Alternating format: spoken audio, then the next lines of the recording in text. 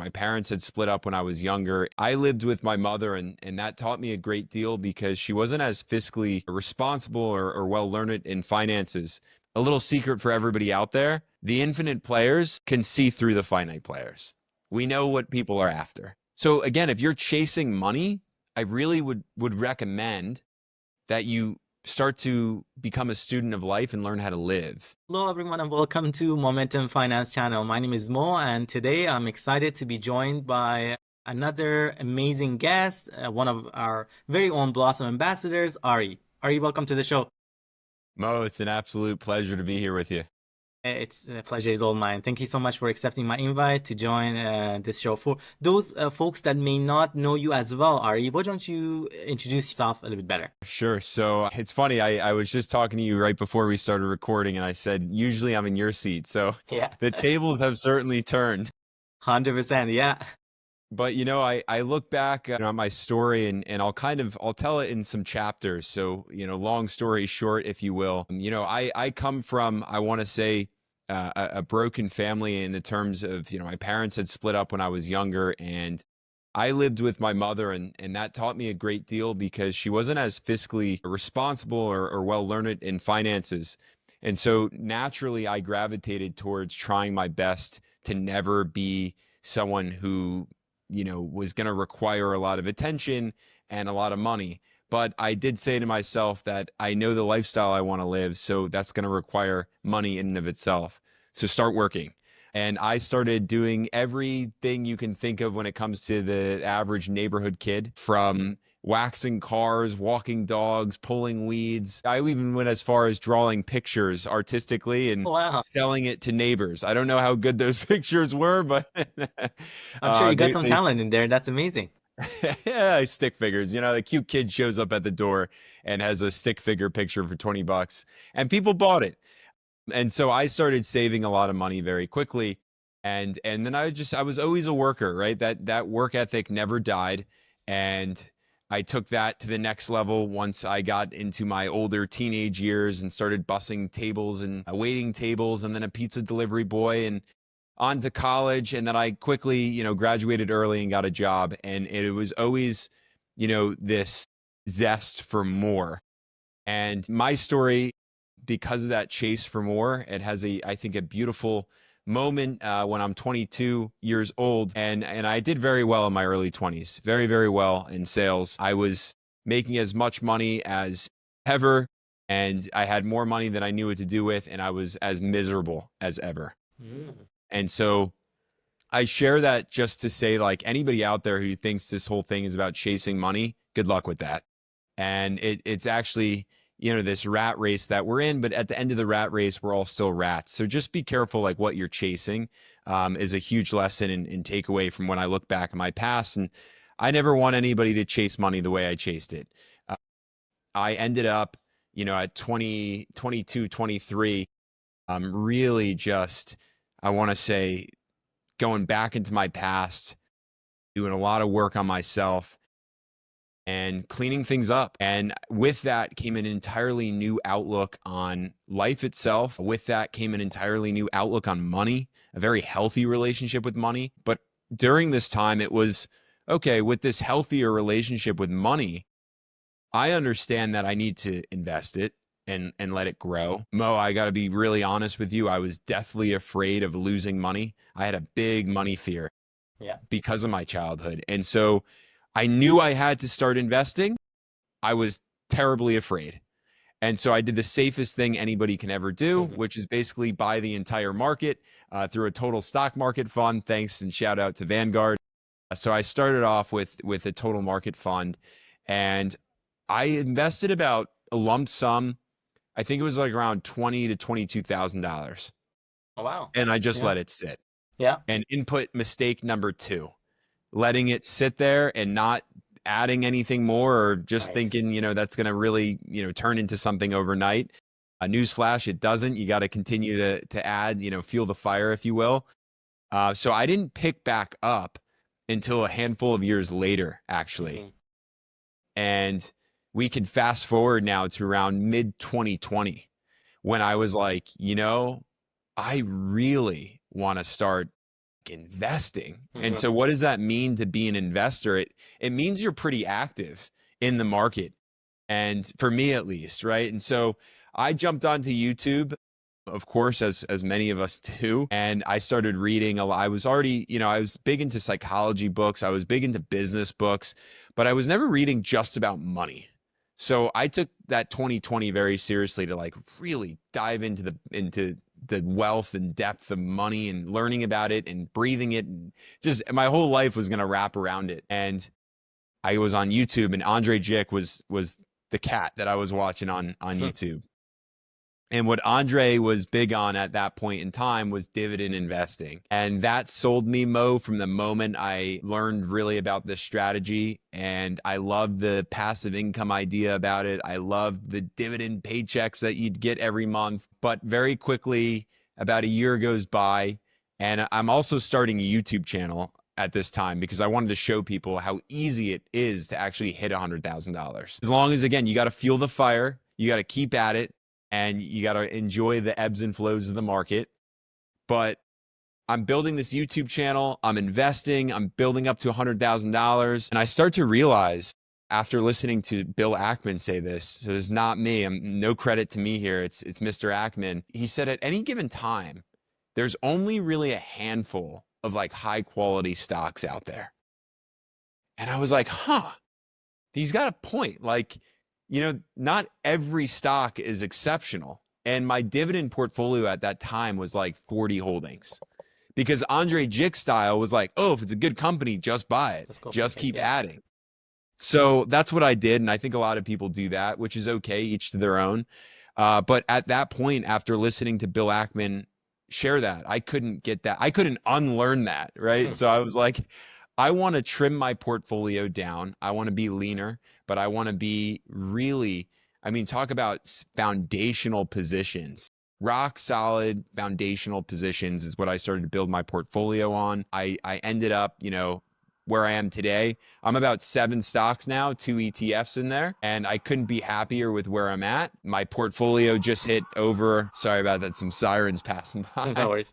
Um, my portfolio just hit over $300,000. Wow, congrats. That's And amazing. and that's just the portfolio that people see. And I got the savings accounts and I got Yeah. everything else. But we're rocking and rolling, Mo. That's great. And it's amazing how coming from like a much broader number of holdings, trimming it down over the years, as you learn more, as you kind of found your style, what resonates with you in your portfolio. You did touch on, Ari, some of those learnings that you had, like, you were talking about, like, you read a lot of books, not just on finance, but on a variety of topics related to that. Do you mind sharing some of those books or resources that resonated with you the most? Yeah, I want to throw out a surprising one for you Yeah. because I feel like a lot of people definitely, and again, I'm usually in your seat, right? So Yeah. I always hear a lot of people The talk common about what ones. financial books they're Yeah. reading. I think a very well-rounded investor is an investor who is able to actually understand the world around him and even psychology. A lot of psychology goes into investing, whether that's looking outwardly at others and how they're going to react, or inwardly at yourself and what game you're playing.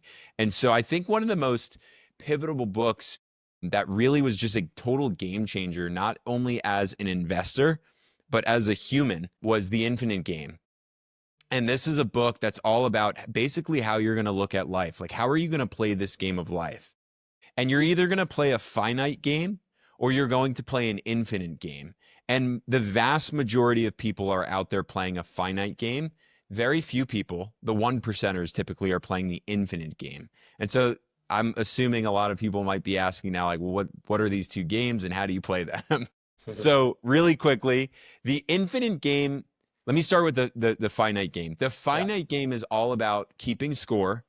It's all about having like understanding that the clock is going to run out. So think about any sports game, right? I'm a Mhm. football guy if I had to pick a sport. So you get 4 quarters. Midway through that game, it's halftime. You're going to reevaluate your plays and what you're doing and how do you crush the enemy. And then at the end of the game, at the end of that 4th quarter, hopefully you've generated enough points to outbeat the other team and on to the next game. And then you get to the Super Bowl. And like at the end of the day, what's it all worth? A Super Bowl trophy? The point for me is like, okay, so cool. So what What's next after? year? Yeah. Another Super Bowl trophy? Like, Yeah. that's not for me. That's not a mover for me. It's really like, are we going to sell ourselves that short? Like that's what we're going to work for, a little trophy. So the infinite game, let's talk about that because it really excites me. The infinite game is there's no time that you're going to keep tabs on. The infinite game is this entire, winning streak, if you will, isn't for me. It's for the next generation. It's for those who come after me. It's to change the world and make the world a better place. And so when you look at a lot of the successful people out there, I'll take Warren Buffett because he's a classic, right? In our world. Warren Buffett is an amazing investor. And we credit him to that. And he's a sage of the investment world. But the guy never talked about chasing money. He talked about loving math. He talked about loving how numbers worked with each other and how he can compound numbers. And it was fun for him. And now he's going to leave behind a ton of money. Where? To the Gates Foundation. And he's not even going to give all these millions upon millions of dollars to his kids because that would be, I don't want to say useless, but like what really of an imprint would he make on this world? So he's going to give away that money to the Gates Foundation, and they're going to do with it what they will. But that's an infinite player. And so then you can start to look at a lot of, I'm fortunate to work in the world of, finance. And even before that, I was in the startup world. But you look at a lot of these startup founders, and the ones who fail are the finite players. And the ones who go on to succeed are the infinite players because they're actually trying to make a difference in this world. And a little secret for everybody out there, the infinite players can see through the finite players. We know what people are after. And so having been a finite player, speaking truthfully, chasing money, and changing that outlook to becoming an infinite player and actually just wanting to do good for the sake of doing good, and knowing that I'm already a billionaire because I have the wealth in my heartbeat, I won. And so I'm going to enjoy the process and try to make the world a better place. So I hope everybody feels kind of my passion with that book. And if you want to go on the finance route, there's a book. Shout out to Ryan Williams, who recommended this one to me. Ryan Williams, a fellow YouTuber out there. We're good friends and also co-host The Deep End together. So my podcast buddy. But Ryan had recommended Richer, Wiser, Happier to me. And that book is amazing. It talks about a lot of the investment sages, hedge fund managers, and how they look at money. And despite contrary belief, they don't look at money like we do. Interesting. Very fascinating. I have not checked out either of those two books, and particularly in the infinite one the infinite game that you talked about. Like, I think that's very fascinating. Was the reading of that book kind of the moment that triggered that switch for you, Ari, or was it like something before or after that led to that whole kind of shift in mindset? Yeah, if I'm being totally transparent, I had this transformation, if you will, before I read the book, long before I read the book. But it was when I read the book, I was like, now this is putting words to how I feel. It was one of those moments, like an epiphany moment that like you've been living this at post, transformation, if you will. And the work I did was really just a lot of internal work on myself. And like, again, you reach these moments, and I was fortunate enough to reach really high highs as an early 20-year-old, even into my teenage years, making a lot of money. Because I always said to myself, when I have this much, I'll be happy. When I get here, I'm going to be happy. And I always did it. Just to be real, like I was 22 years old. I was in sales. I was living in California at the time. And I was a Napa Wine Club member renting convertibles on the weekend. I was a schmuck, man. I was like a total schmuck. And I was blowing money on stupid things that, young kids will typically blow money on because I was not happy with myself. And so that's my reality, but I'm happy I hit those low moments. And I'm happy my journey is what it is, because today I'm not on this like money chase. Like, of course I still, like I said, I have a healthy mindset around it. And that's been a total game changer, because if I lose all my money today for whatever reason, like some crazy situation, I'll be okay. I know who I am. I know my work ethic, and I know my energy and, my vitality in life. And I'll just get back out there tomorrow. If God willing, I wake up and and start hustling and doing my thing. And I'm cool, and so that's a gift. 100%. That hustle mentality, the mentality that you also believe in your own capabilities and not being a slave to money, right? So essentially, like, okay, yeah, I know I can. Is it fair to say, like, in your head, like, money is maybe a tool, but it's not like by any means the end goal. But I think that's what we were talking about. Like you used earlier on the analogy of like Super Bowl, like, they're trying to chase the Super Bowl trophy, right? But at the end of the day, so what? Okay, you get there, what's it going to come out of it, right? As opposed to like a bigger picture, a bigger kind of a purpose. I know, Ari, you do have an active channel as well. Like obviously the deep end that we talked about it, podcast that you co-host with Ryan. But besides that, you do have your own YouTube channel. And I've seen you talk in there. You have a lot of amazing guests. You bring folks from different walks of life, and then you talk to them a lot about different finance related topics, how their journey has change and what was their beginning, what's their story essentially. And you do a fantastic job, I must say. The one that I most recently watched was the interview with Jamie. You did with one of our Canadian investors here on Blossom as well. You did a fantastic job. I loved how you hosted it. You're very comfortable in how you come across, and you're very keen and curious to listen and kind of absorb the information. And I can see now, not talking to you, having the chance to talk to you, I can see like where some of that comes from, like, that mentality and thought process and curiosity that comes with it. How has that kind of encounters with various guests that you've had already on the show impacted you? Are there some of the key takeaways or biggest lessons that maybe you can resonate with you the most? Wow. First of all, I have shout out to Jason Fieber, who I don't even know if he's not creating YouTube videos anymore. But he was really the whole reason why I started my series Masters of the Market, which is what you're referring to on my channel. And it wasn't even an interview. It was like a collaboration, but it turned into an interview because I asked Jason Fieber, he was dividends and income, and he moved to Thailand and like became Mr. Free at 33. He was a big hit on YouTube for a long while, but I was able to get in touch with him, and I had him on the channel just to chat, kind of like we are. And but when I asked him that question, like, Jason, what's your story and how'd you get to where you are today? If anybody watches Masters of the Market, that's the first question I always ask. It's because I asked Jason that question and his story blew me away. And I realized that through stories, each and every investor has his or her own unique story that we can learn from. And many of them are inspiring stories. Many of them are motivating. Some of them can be very emotional at times. But again, it all comes back down to like, hey, if he can do it, I can do it. And so that was one of the first lessons that was just a big takeaway after I started interviewing a lot of investors.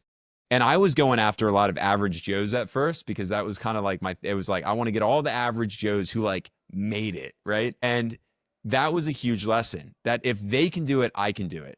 But what was also a crazy lesson was when I started inviting on professional investors, so Wall Street guys and women, and they were professionals in their craft. Now, my angle on that was not to necessarily ask them about their products, because that's boring, and we know we're going to get a big sales pitch, right? Let's just be real.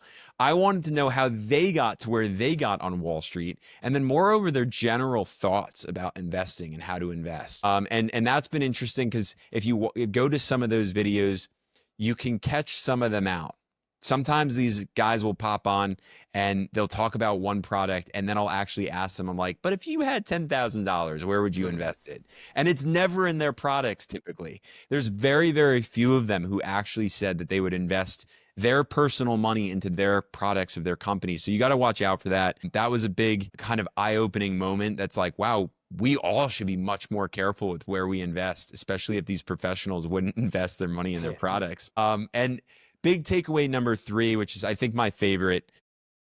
Wow, I have learned so much. Thank you to everybody who's been on Masters of the Market, who's been a teacher to me. And it didn't matter if you were a millionaire or just $1,000, you've taught me something. I have realized that there's so many ways to invest. And my only real job as an investor and as really a human is to learn. And the more I interview people and the more I let them talk about their strategy and their journey, and I just keep my mouth shut, I learn.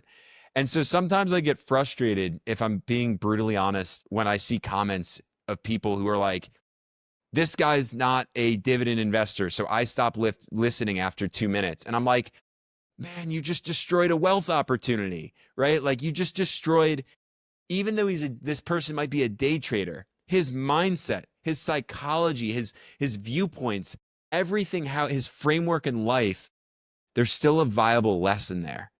And that is wisdom. If you can extrapolate lessons from people who don't necessarily come from the same background as you, aren't investing like you, but it shaped me and it's changed my investment strategy like I would have thought. So my investment strategy today has completely changed. And again, shout out to everybody who's been on Masters of the Market, the circle I surround myself with.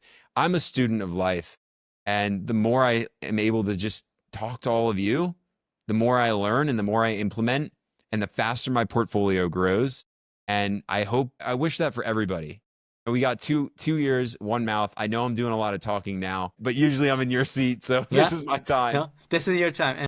And I must say, Ari, your zest for learning, your curiosity, your genuine interest shines through and through. And like I said, like for anybody, I know you have a lot of followers already on YouTube, but for anybody watching this video, if you haven't already checked out Ari's channel, please do. I'm sure you're going to find a lot of value.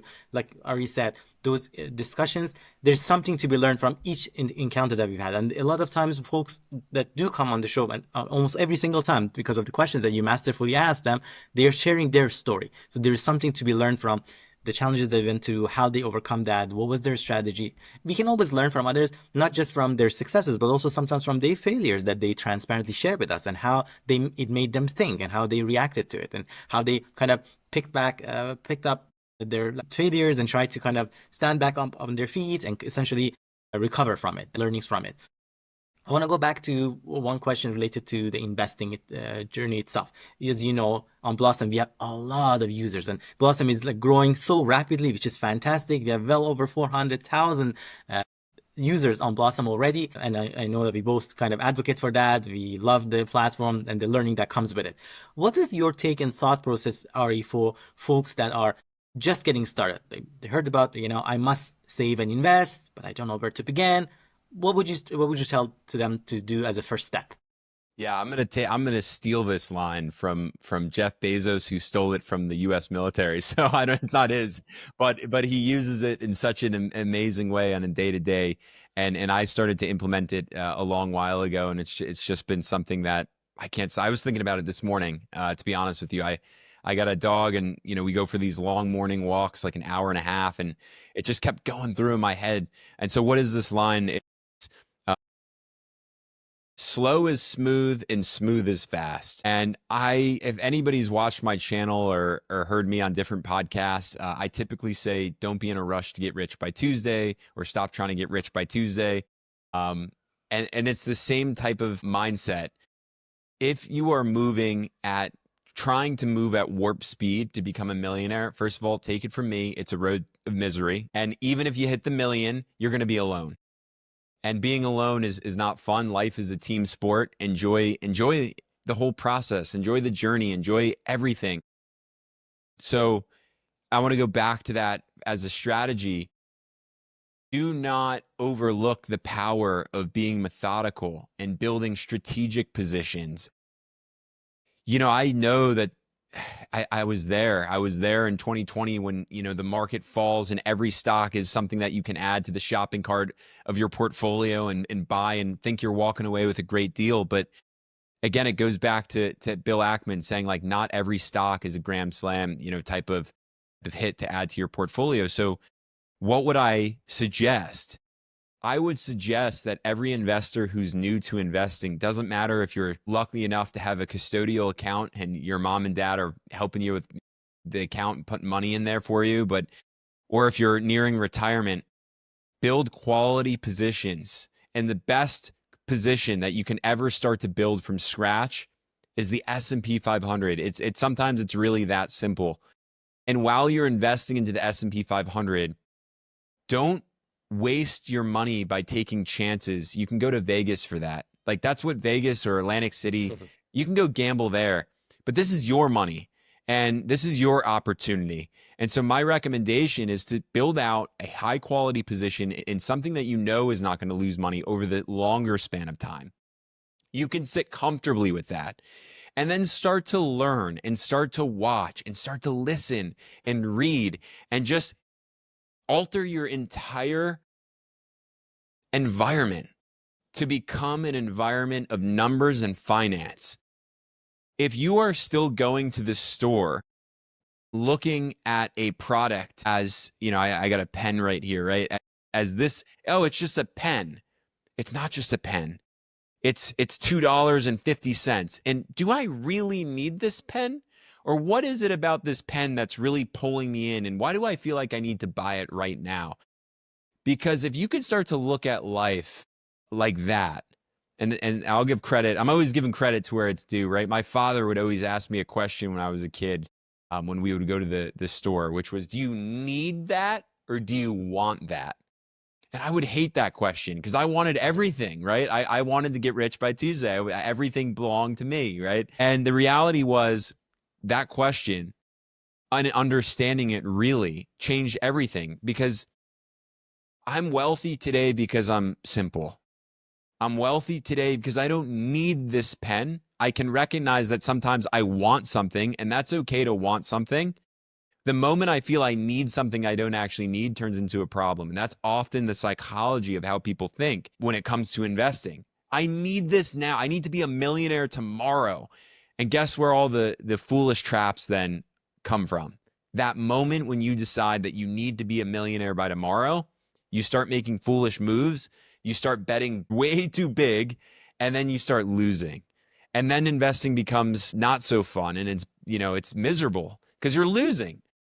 And so then you maybe start to back away, or maybe you just have a sour attitude. And so this will just like really ripple effect throughout your life, versus understanding that building that high quality position from the get-go, becoming comfortable with the market, the volatility of the market, learning how other investors, successful investors, whether it's YouTubers or friends, if someone has more in their bank account than you, more in their brokerage account than you, forget their strategy. Just understand that they have more than you. And that means you have something to learn from them. Maybe it's the way that they're saving. Maybe it's the way that they're investing. Maybe it's X, Y, or Z. But what are they doing that put them at that level?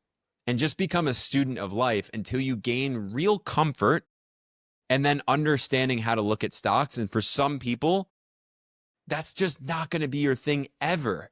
And you have to be okay with that, because an investor who wants to invest in individual stocks, I think, needs to really love and have a passion for being an active investor and following a company's earnings, right? It's earnings season. Earnings are crushing it this season, and it's exciting. But if you're not careful, again, you can lose. And so if you're just throwing money willy-nilly into any stock because you see it's going up, and then you don't understand when people are getting too emotional or it's overvalued, you're going to lose. And your emotions will eventually grab a hold of you. And so you really want to start with that foundation, understand your investor profile. What type of investor are you? What's your timeline? What are your goals? Like, there's so much more than just investing in stocks.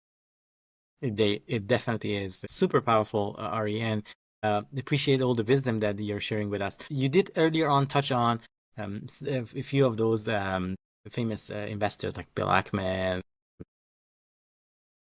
Warren Buffett, and others.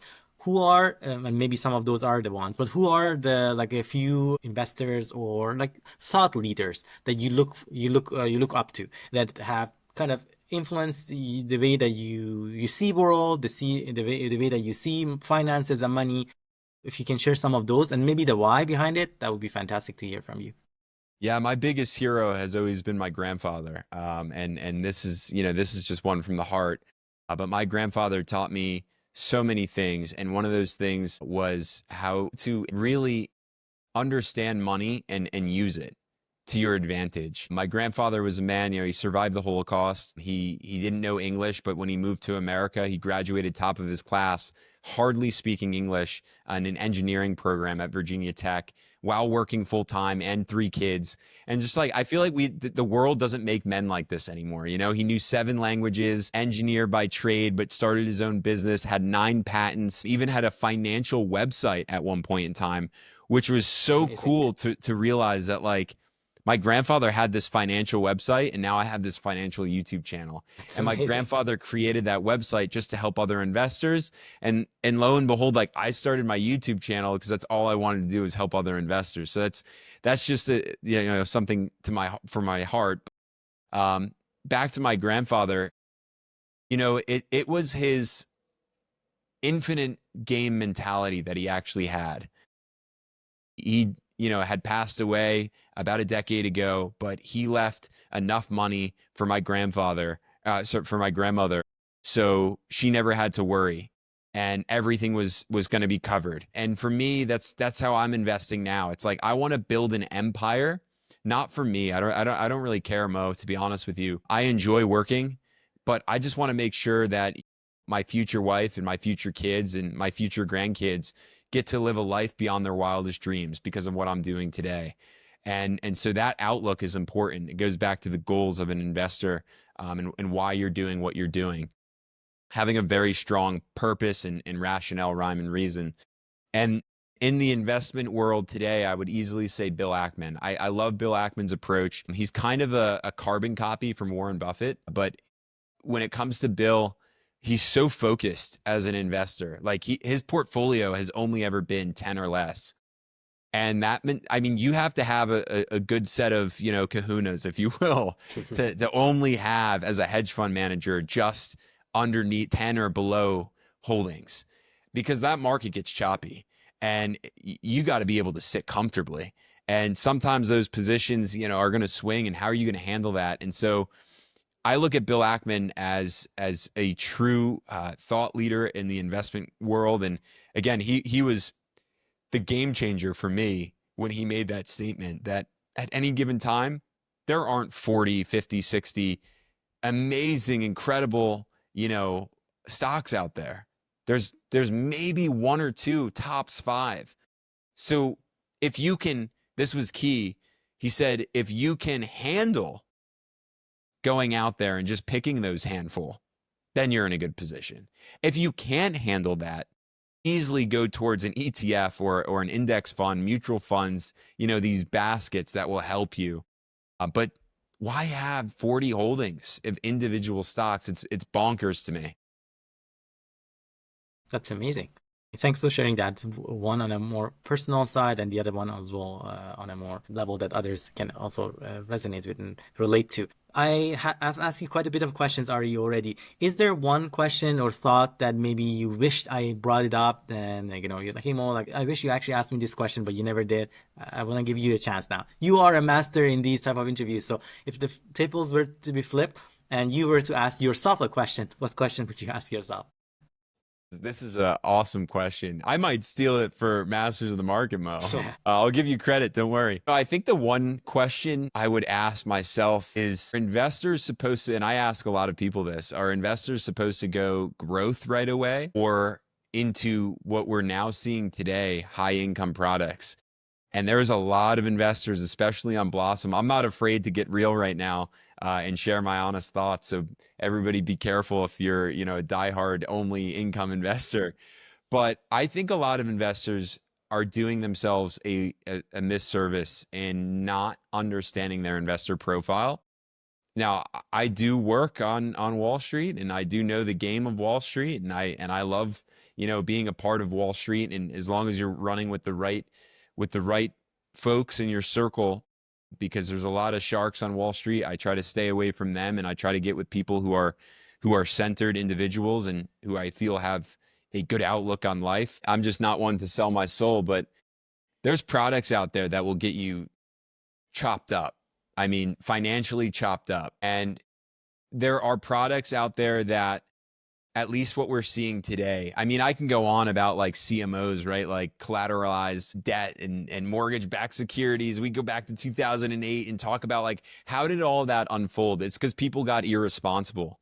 And so while yeah, Wall Street plays a role in that and the big bankers play a role in that, you know who plays the real role is each and every individual investor who got ahead of themselves, didn't understand their investor profile, didn't understand how sophisticated they were as an investor.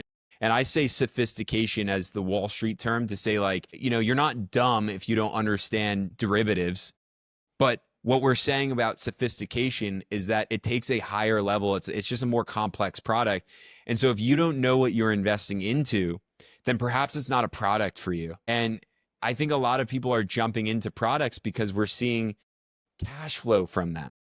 But if I ask certain people to really explain how they work, not only can they not explain it, but they misunderstand the prospectus in the first place. A lot of these products aren't created for people in their situations. And so the young kid in his 20s doesn't really need income now. But that 60, 65-year-old, 70-year-old who's already retired, yeah, they need that income now. And so why are we really getting ourselves involved in certain products?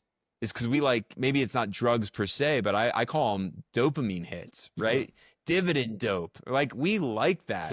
That's what turned me on to dividend investing in the first place. I was like, oh, you get paid every month. Oh, you can generate income. And then I was like, wait a second, like Ari, what are you doing? You don't need that income right now.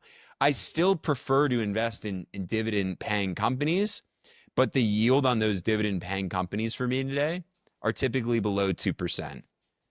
And I don't, you know, I like investing into dividend paying companies because of the fact that I understand they're stable. They have the cash flow to do that. They're typically industry titans.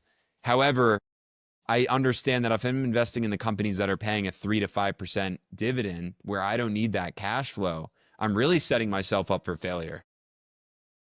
Yeah. And I think that's why probably in some of your videos, if I recall correctly, you also do a little bit of a deeper dive in some of the different companies too, like, you know, assessing, sorry, I can't remember if it was some of your videos or some of the other folks, maybe it could have been Ryan or others, that looking into, like, for example, how much debt the certain company has and where is their balance sheet, and looking into under the hood. You did even earlier on touched on that, Ari, that, you know, if you are investing in individual stocks, you got to have that passion and interest and time to actually look into the details. You can't just, oh, I want to stock pick because I know, like, you know, I love that aspect that it could go up way faster and there's a higher chance of that, as opposed to an ETF whereby usually it grows maybe a lot more slower, right? Grows a lot more slower, and possibly when it goes down, of course, it's a lot more slower too. So you have a little bit of that safety net, I would like to call it. So that's a very fascinating, interesting topic that you bring up. You did touch on earlier on the onset of the call that, you know, ETF investing used to do that in the beginning, but at the end, like, if you're not probably doing stock picking, and sorry, hopefully that's I'm categorizing correctly. You did mention that it may not be like quote unquote true investing. And I mean, the way that I interpreted and internalized it is that what you have in mind, and correct me if this is not accurate, is that if you are wanting to feel that full on experience of like the thrill of, yes, I'm actually doing my research and picking this stock that actually then I can see how my pick had panned out, that I 100% understand where you're coming from. But I know there are a lot of folks that, like myself included, like, you know, we just invest in the broad market to different funds, like in this case, like you brought up S&P 500, or in my case, like more globally. And still I would categorize it investing, but probably I 100% give it to you that it's very boring set of investing. Yet I feel like long term it would be fine, and I don't need. And I think, going back to your earlier comment as well, Ari, sometimes you gotta kind of internally define what is enough. And I feel like the average return that I get from that fund is probably more than enough for me. I don't need to really try to like overcome all the odds and really like beat the market. I don't know. I'll just pause to see what are your take on that. Well, you're absolutely right, Mo.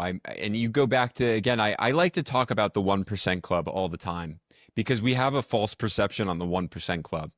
Jeff Bezos came to mind as you were speaking. Jeff Bezos didn't plan to become the wealthiest man in the world. He just didn't. It happened because his business was insanely successful. Bill Gates didn't plan at one point he was the wealthiest man in the world. Elon Musk, right? None of these characters, these individuals, set out to become the wealthiest, the richest man in the world. They didn't. And so why, again, it goes back. I guess this is also another interesting question that I would ask. Why in the world do we think the way that we think? Like, why are we playing finite games all the time? Finite games set you up for losing in one capacity or another. And that losing aspect could even be your own health. Like some people get so stressed out about things, they put themselves in the hospital, but if you're playing a finite game, yeah, you're going to put yourself in the hospital. If you're playing for the infinite game, enjoying the journey and doing this for the next generation and having fun while you're building something, you're stress free. I mean, I work multiple, multiple streams of income coming in for me, and I love it. I work all day. I wake up at 5 a.m. That's when my day starts. Sometimes I go to bed at 11, 11:30, 12. I do a lot of work in the community. I love everything I'm doing. And so when people ask me, where's my energy come from? I'm like, it's not coming from me. I'm loving what I'm doing. Thank God I get this energy. But, like not everybody has that because they're playing that finite game and they get tired. And so sometimes, when I sit with individuals, because I also do like coaching and I'll sit with people and, whether that's professional coaching, whether that's recovery coaching, depression, anxiety. I sit with a lot of people and I like to look at people's eyes and I like to look at the bags, whether or not they have the bags. And, they're like, living the dream. And they're like, live. And I'm like, is that your dream? Like, that looks terrible, So I'll go back to saying Jeff Bezos didn't set out to become the richest man in the world. Elon Musk didn't either. They set out to change the world. And just by doing that, having that mission, that MO, they ultimately became who they became. And that's something that we have to think about. And so I would encourage everybody out there listening to this to really ask yourself, why are you doing what you're doing? Is it because you're chasing money? And that's okay, I guess, but like that's pretty surface. And you're probably going to get pretty tired. It's probably not going to be fun, but you're trying. I think if money is your end goal, you're trying to find meaning in life. And meaning's not going to be found in money. And like I said, I was there in my early 20s, in my teenage years. And I have a lot of crazy stories, from that time in my life where I was so depressed, Mo. Just to be real, I'm an open book. Because if I can help anybody out there, like that's personally, that makes me a billionaire. But at 13 years old, was like, I almost killed myself at 13. Just to be real, because I was working all those odds and end neighborhood jobs. I was chasing money. When I had this much, I'll be happy. And I was living with my mom and I had this bunk bed set. And I was like, a real man doesn't have a bunk bed set.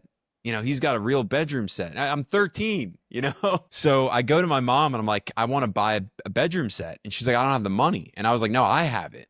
So we go to Ashley's furniture store. She lets me walk around. I'm looking at different sets. Finally land my eyes on like this beautiful oak wood furniture set. Beautiful. I remember it like it was yesterday. It got the desk and the hutch and the dresser and the beautiful cherry oak. And the delivery guys come and they put this thing together. And my mom goes to take one of my sisters to college. And I was in the house alone and I stood in my room. It's at 13 years old. Stood in my room looking at everything, this moment where it should be like this, like victorious, I made it moment. And I grabbed the knife off the wall and I put it up against my neck. And I was like, what's the point? What's the point? Now, obviously I didn't do it, right? So what happened was I started shaking and I dropped the knife and just started downpouring. And the reality was I didn't want to kill myself. I just didn't know how to live. And that's most people. So again, if you're chasing money, I really would recommend that you start to become a student of life and learn how to live, because eventually we're all going to die. And I don't think it's that cool to be the richest man in the cemetery. Thanks for sharing that powerful and vulnerable moment, Ari, with us. Yeah, I definitely understand where you're coming from in the sense that, at the end of the day, if we don't know what we are actually doing all of this for. And sometimes we might have some vague thought where it's like, oh, if I only get to this point, I will be happy. If, and then, as you pointed out earlier, you saw a lot of those early on in your own journey. You got to the level was, if I get to this level of salary, yeah, okay, so what? Like, don't get a lot of those meanings from it. So I think one thought that comes to my mind is that, sometimes we might have some rough ideas of what makes us happy, but we don't know because we either haven't got there or we just assume that's the case.